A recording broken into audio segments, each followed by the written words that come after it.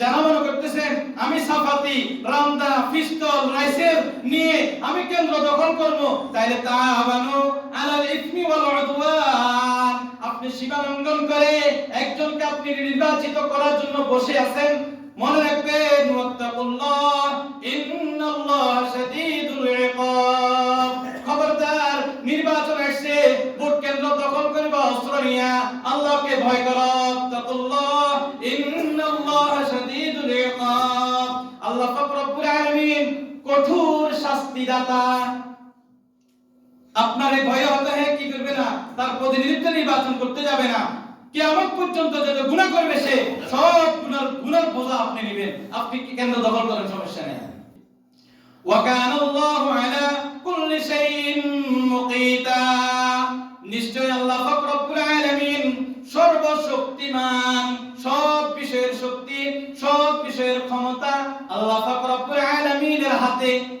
আপনি যে সাফাতিয়া, রামদানিয়া, পিস্তল আর রাইফেল নিয়ে, বোম নিয়ে কেন্দ্র দখলের জন্য গেছেন, বলেন আপনার এই হাত কে বানাইছে? আল্লাহ। আপনার এই শক্তি কে দিয়েছে?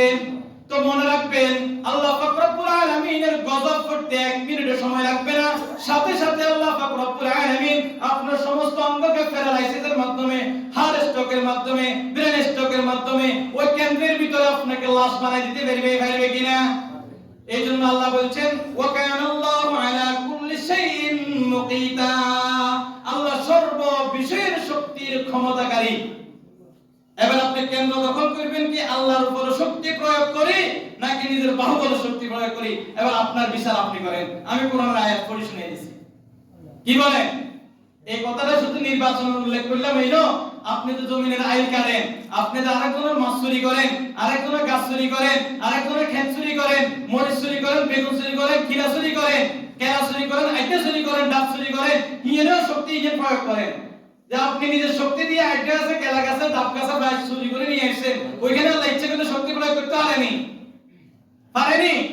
তা আমি কথাটা নির্বাচনের জন্য বললাম, যেহেতু 12 তারিখ নির্বাচন, আপনার কাছে শক্তি আছে, অস্ত্র আছে, ওই যে মনে করেন 5 আগস্টের অস্ত্র যেগুলো আপনার কাছে আছে, আপনি কেন্দ্র দখলের জন্য বসে গেছেন, তো কেন্দ্র দখল করেন। আল্লাহ কিন্তু শক্তির ক্ষমতাকার, এই শক্তির ক্ষমতা একমাত্র সর্বোচ্চ শক্তি দিতে আল্লাহ কে?